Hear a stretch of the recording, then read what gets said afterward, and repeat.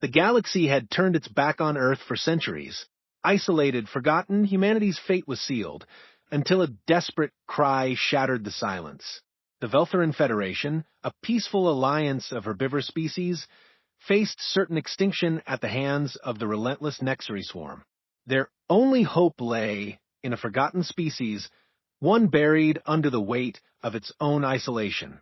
A message, a plea for help, was sent, and when Earth's Deep Space Monitoring Station Alpha 7 intercepted it, Commander Elena Vasquez was thrust into a decision that could change the fate of the universe.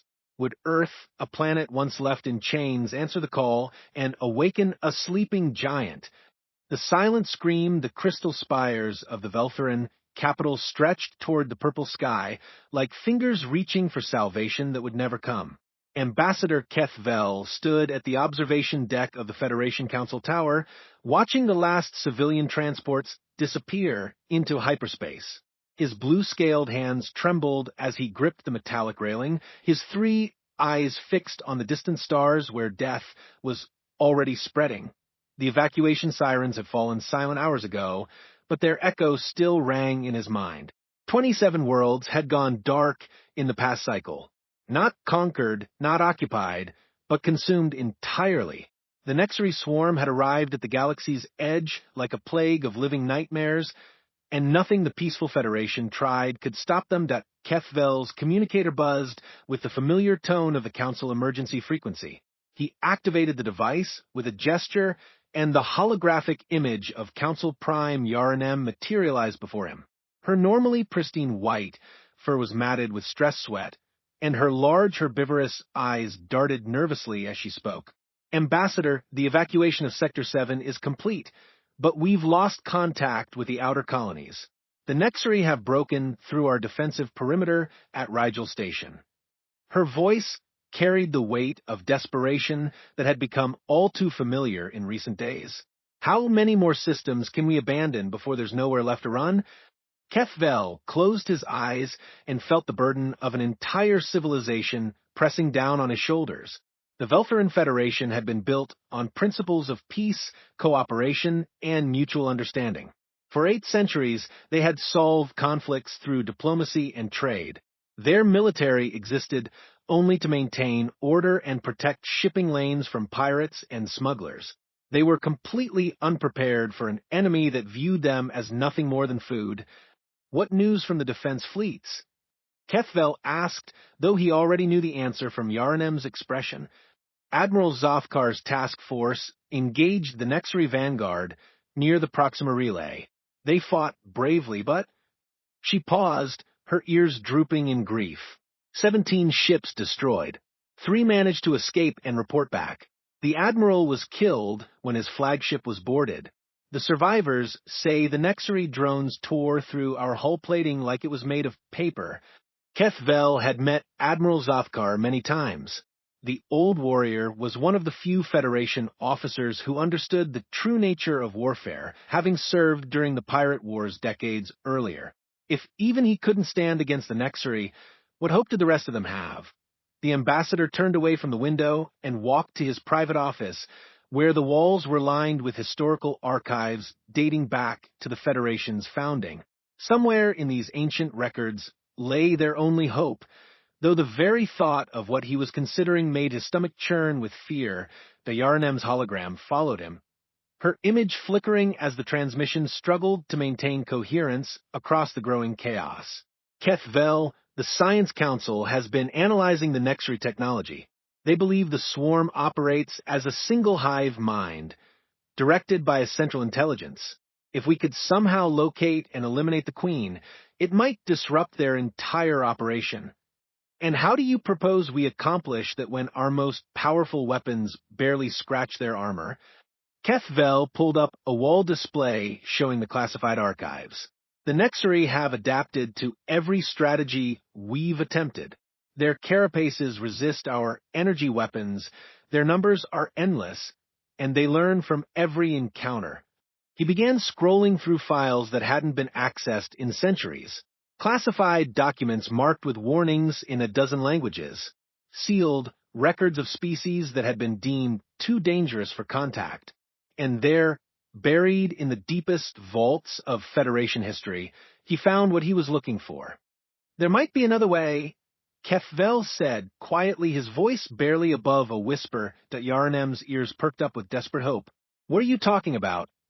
Kethvel hesitated, knowing that once he spoke the words aloud, there would be no going back. The quarantine protocols. Species classification ultra-red. The files our ancestors sealed away because they were too terrified to even speak of them. The Council Prime's expression shifted from hope to horror as she realized what he was suggesting. You can't mean the Terrans. Kethvel, those records were sealed for good reason. The species is classified as a galactic threat. They come from a death world where everything evolved to kill everything else, including themselves, Kethvel said, pulling up the restricted files. Images filled the holographic display, showing a blue-green world orbiting a yellow star. The planet looked peaceful enough from space, but the detailed scans revealed the terrifying truth. Massive storms that could level continents. Volcanic eruptions that changed the climate for decades. Oceans filled with predators that could swallow ships whole. The archives say they evolved from apex predators, Kethvel continued, reading from reports written by long-dead xenobiologists. They hunted in packs, used tools to kill prey many times their size, and survived ice ages that would have wiped out our entire civilization.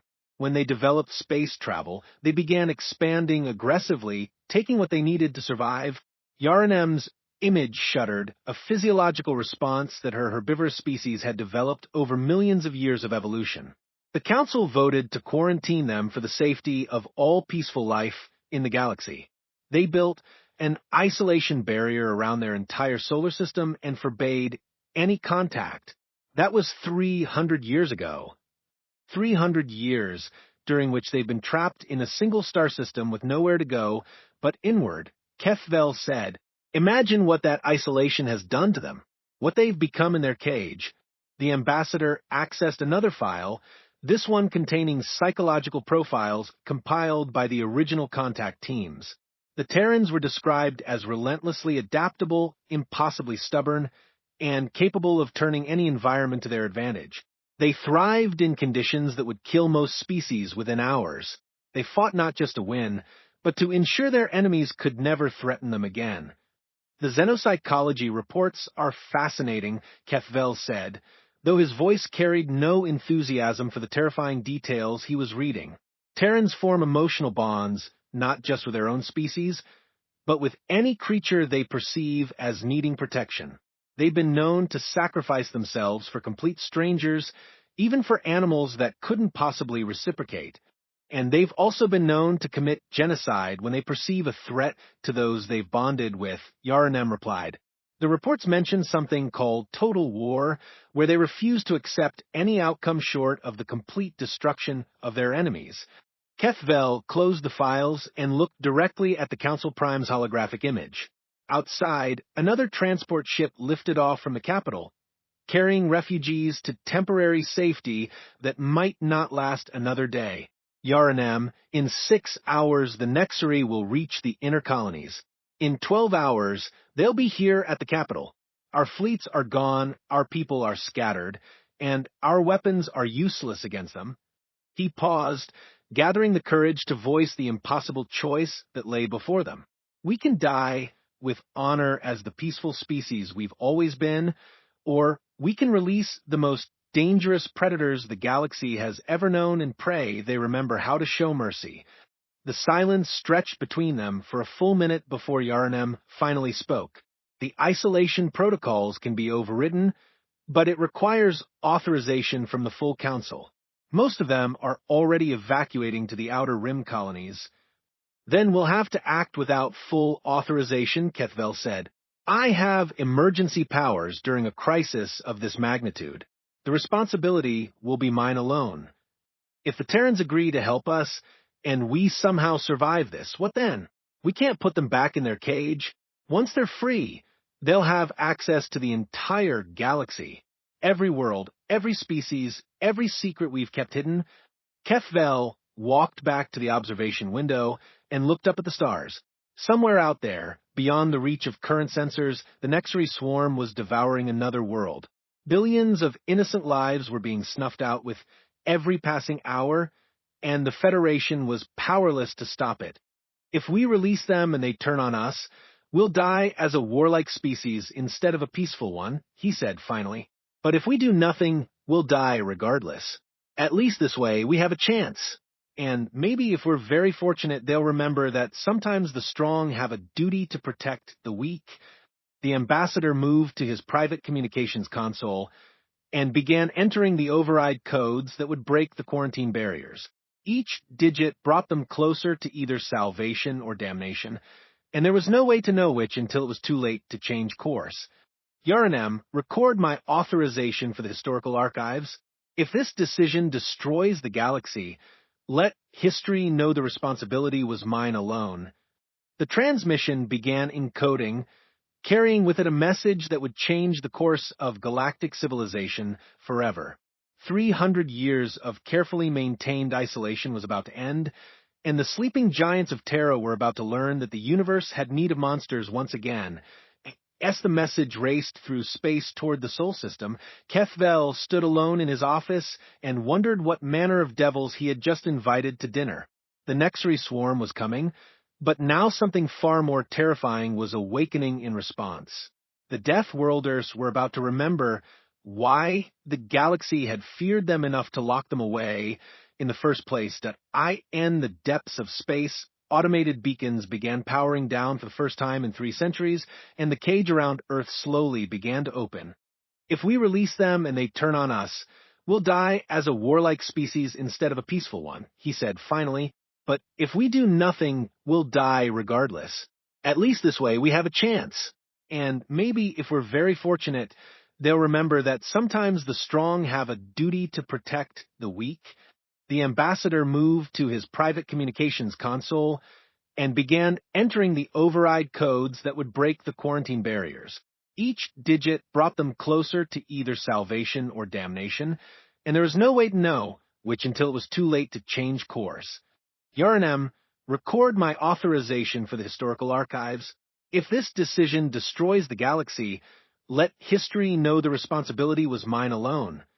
The transmission began encoding, carrying with it a message that would change the course of galactic civilization forever.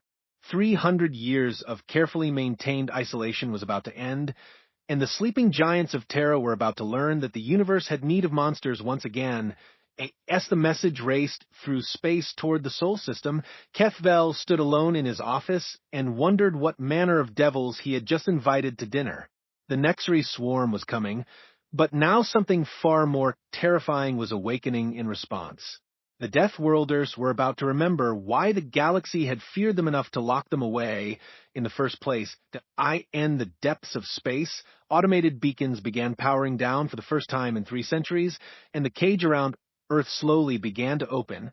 Awakening the sleeping giant commander, Elena Vasquez felt the coffee mug slip from her fingers as the impossible happened. The ancient quantum relay array, silent for 3 centuries, suddenly blazed to life with incoming signals from beyond the Sol barrier.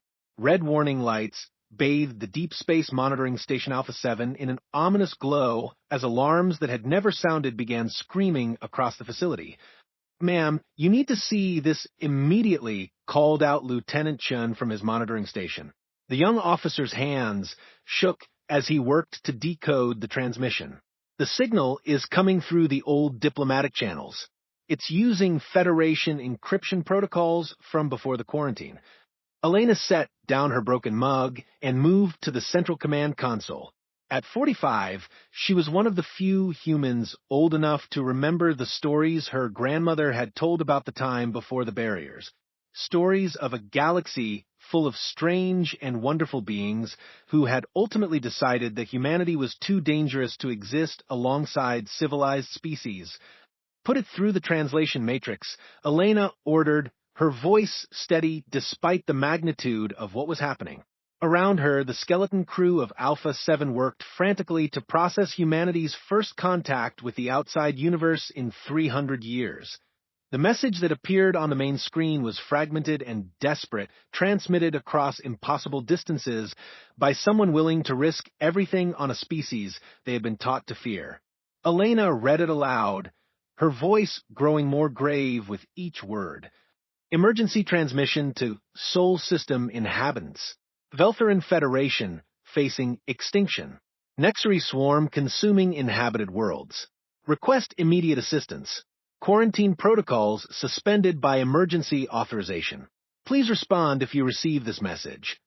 Silence fell over the monitoring station as the implications sank in. The aliens who had locked humanity away were now begging for help. Elena's second-in-command, Major David Kim, spoke first. It could be a trap, he said, though his voice lacked conviction. Some kind of test to see if we've become more civilized during our isolation. Elena shook her head as she studied the transmission data. Look at the signal degradation and the quantum signature. This message traveled through 17 relay stations and was transmitted using emergency power. Whoever sent this was desperate enough to risk exposing their location to their enemies. She activated the communication array and opened a channel to Earth Command. Within minutes, the holographic image of Admiral Marcus Chun materialized in the command center. The Admiral was an imposing figure in his mid-60s, with steel-gray hair and eyes that had seen humanity's transformation during the long isolation. His uniform bore the insignia of the Earth Defense Force, the military organization that had replaced the old United Nations Space Command after the quarantine began. Commander Vasquez, please tell me you have confirmation of this signal. Admiral Chen said without preamble. Confirmed, sir. The transmission is authentic and originated from the Veltheran Federation capital. Based on the emergency protocols they're facing a species-level extinction event. Admiral Chun was quiet for a long moment, his expression thoughtful. Elena, do you remember what your grandfather used to say about sleeping dogs?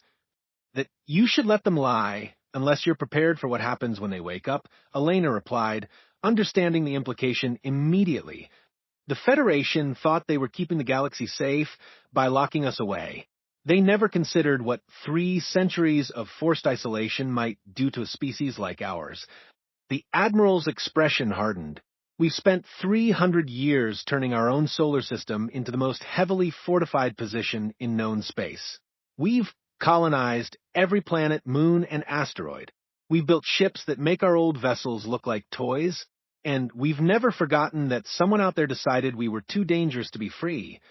Elena understood the weight of what the Admiral was saying. Humanity hadn't simply survived their imprisonment. They had thrived in ways that would have been impossible if they had been allowed to spread across the galaxy.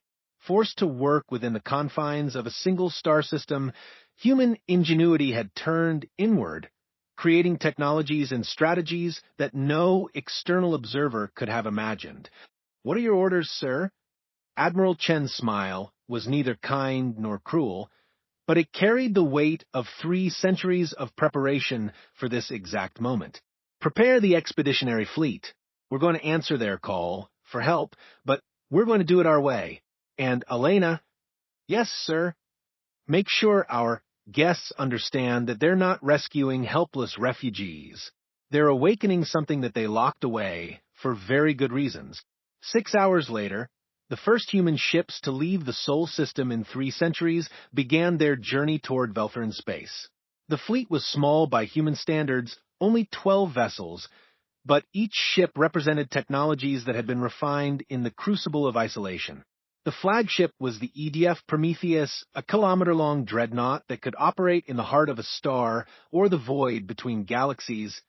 Admiral Chun stood on the bridge of the Prometheus, watching the barrier stations that had kept humanity caged begin to power down. Each beacon that went dark represented another step toward a freedom that his species had been denied for longer than most civilizations had existed. Admiral, we're receiving a follow-up transmission from the Federation, reported Communications Officer Sarah Park. They're providing coordinates for a rendezvous point at the Kepler 186 system. They say it's a mining colony that was recently attacked. Set course for Kepler 186, Chin ordered, and prepare the medical bays.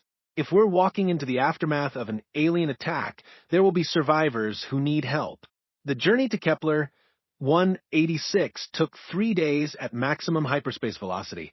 When the human fleet dropped out of FDL at the edge of the system, what they found was beyond even their worst expectations. The mining colony's orbital platforms were twisted ruins drifting in space. The planet's surface was scarred with massive craters where cities had once stood. And everywhere, there were signs of something that defied comprehension. That Dr. Sarah Kim, the fleet's chief xenobiologist, stood in the Prometheus's observation deck studying the devastation through high-powered telescopes. What she saw challenged everything humanity thought they knew about warfare and conflict in the galaxy. "Admiral, you need to see this," she said, her voice tight with horror. "The damage patterns don't match any known weapons technology. It looks like something was feeding on the infrastructure itself." Admiral Chun joined her at the observation window and studied the planetary surface. Where the mining facilities had once stood, there were now organic-looking structures that pulsed with a sickly bioluminescent glow. "Are those buildings alive?" "That's what I'm afraid of," Dr. Kim replied. "I'm detecting massive biological activity where the colonies used to be. Something is converting the raw materials of the mining operation into organic compounds." Before Chin could respond, the proximity alarms began sounding. Lieutenant Commander Jake Morrison, the fleet's tactical officer, called out from his station. "Admiral, we have contacts emerging from the asteroid belt. Multiple signatures, moving fast and heading directly for us." The main view screen shifted to show the approaching vessels, and what the humans saw made even their veteran crews pause in shock. The ships weren't built, they were grown. Massive organic constructs that looked like insects crossed with warships, their surfaces covered in chitinous armor that seemed to shift and adapt as they moved. "Those must be the Nexari," Chin said grimly. "All ships' battle stations. Let's see what we're dealing with." The Nexari ships attacked without warning or communication, launching projectiles that seemed to be living creatures rather than traditional weapons. The organic missiles struck the human shields and immediately began trying to burrow through the energy barriers, adapting to the defensive frequencies in real time. "Shields are holding, but those things are learning," Morrison reported. "Each impact is more effective than the last." Chin studied the enemy formation and realized they were facing something entirely outside the human experience of warfare. These weren't soldiers or even warriors in any conventional sense. They were components of a single organism operating with perfect coordination and unlimited adaptability. "All ships switch to kinetic weapons," Chin ordered. "If they can adapt to our energy weapons, let's see how they handle good old-fashioned projectiles moving at relativistic speeds." The human response was swift and devastating. Railgun projectiles moving at significant fractions of light speed struck the Nexari vessels before they could adapt their defenses. The organic ships, designed to counter the energy weapons of peaceful species, had no answer for chunks of tungsten moving fast enough to punch through planets. Within minutes, the Nexari attack force was reduced to drifting biological debris. But Chun felt no satisfaction from the victory. If anything, the ease of the engagement worried him more than a difficult fight would have. "That was too easy," he said to Dr. Kim.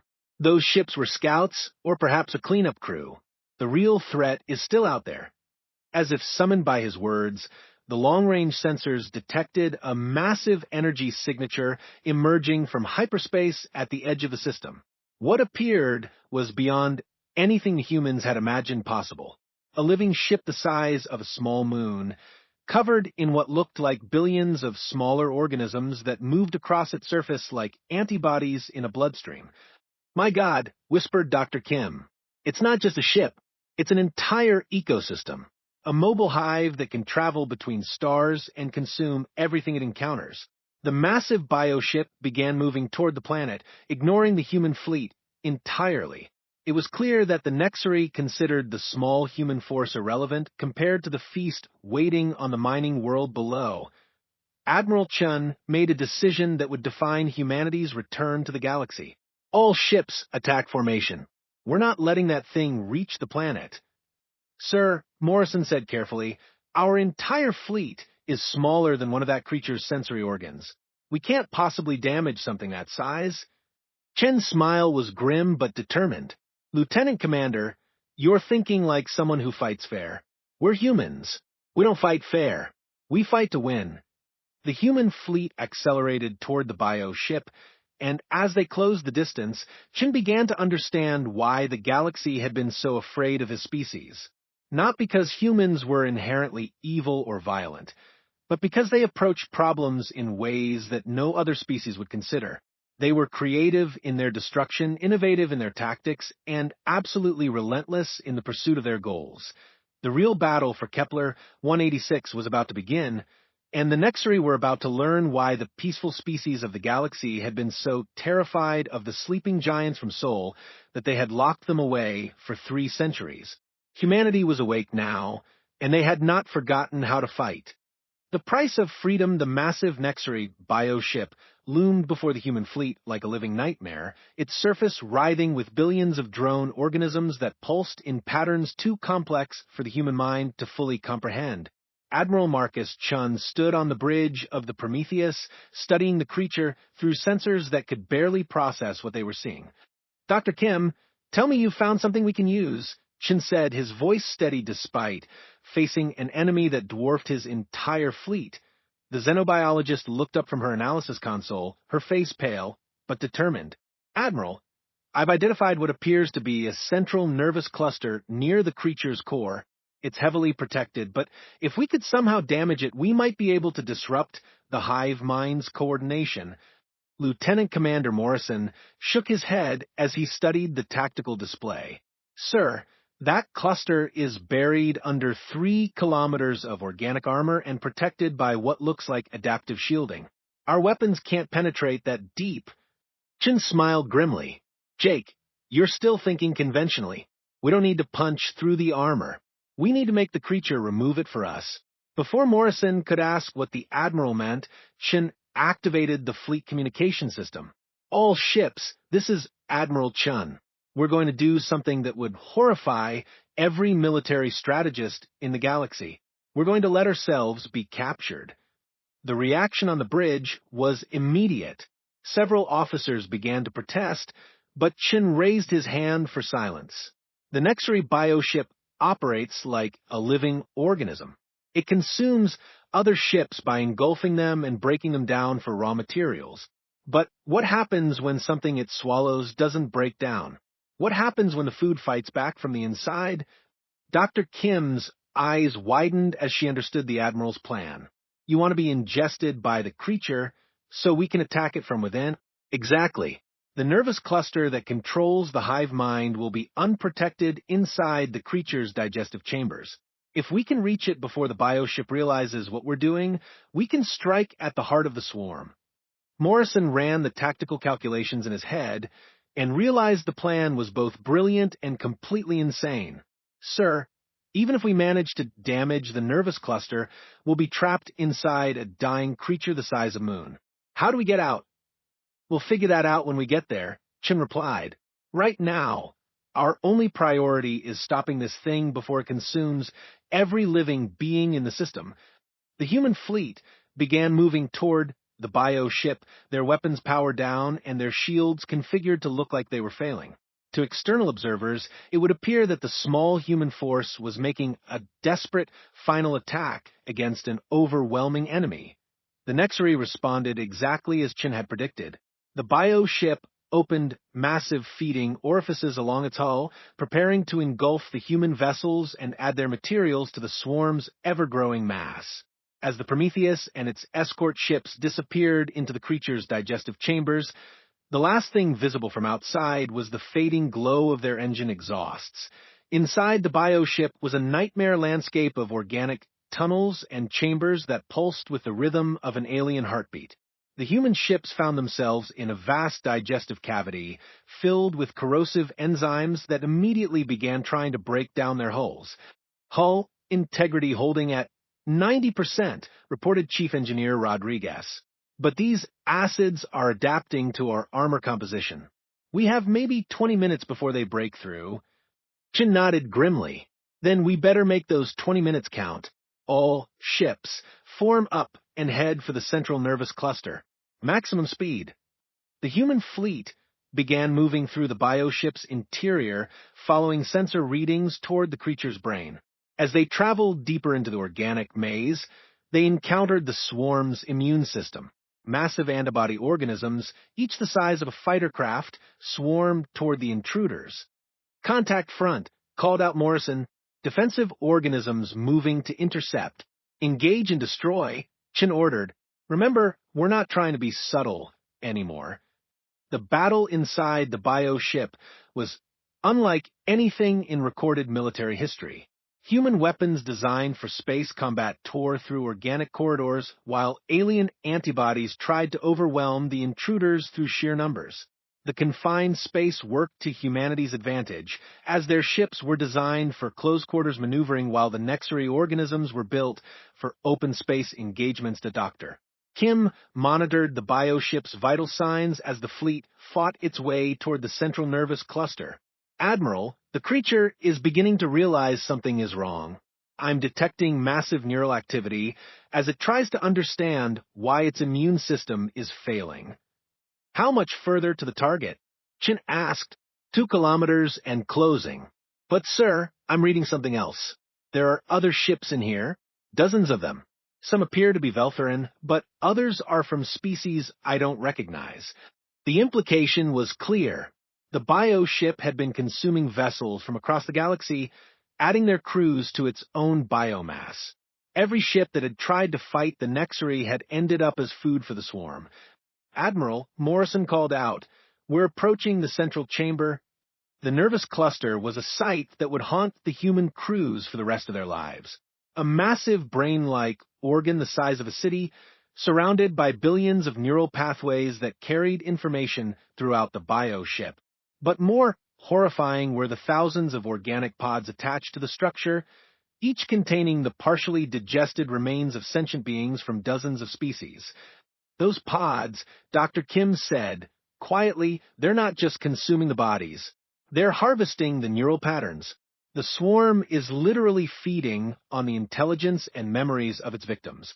Chun felt a cold rage building in his chest as he realized the true scope of the Nexary threat. This wasn't just a war of conquest or even survival. It was a systematic harvesting of consciousness itself, turning the galaxy's intelligence against itself. All ships, target the neural pathways. We're going to give this thing the worst headache in galactic history. The human fleet opened fire with everything they had. Particle beams and kinetic projectiles tore into the nervous cluster, severing connections and causing massive neural feedback throughout the bioship. The creature's response was immediate and devastating.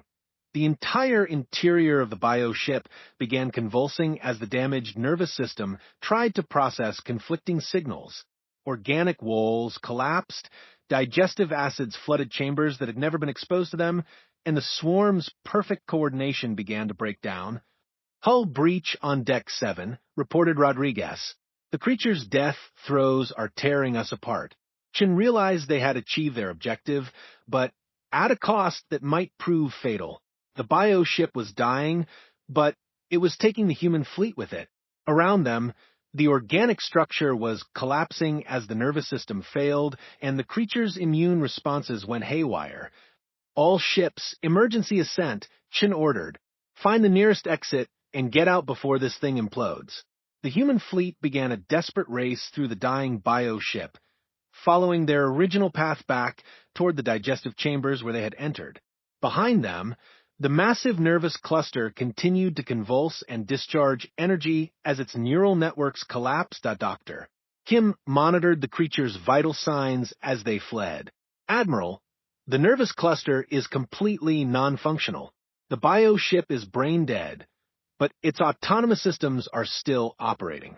It's going to take hours for the creature to completely shut down. Will the rest of the swarm be affected?" Chin asked. "Unknown, sir. If this was the central intelligence directing the hive mind, then yes. But if there are other bioships with their own nervous clusters, they might continue operating independently. The human fleet finally reached the bioship's exterior just as the massive creature began its final death spasms. The Prometheus and its escorts emerged from the feeding orifice like ancient legends of heroes escaping from the belly of a great beast.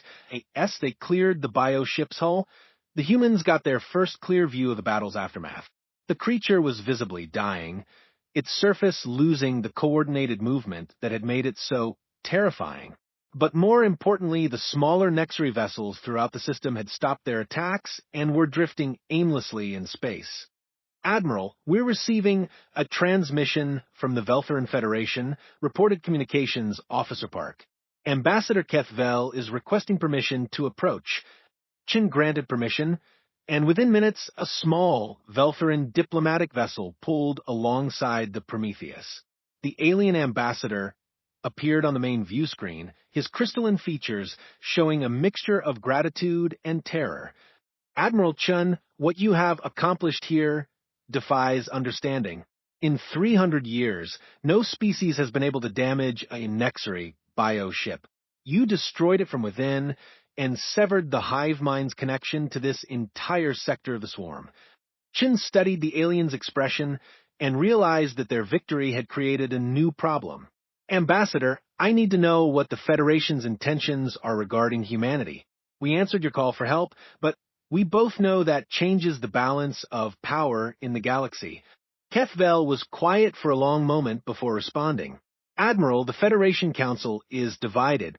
Some members are grateful for your assistance and believe humanity deserves a place in the galactic community.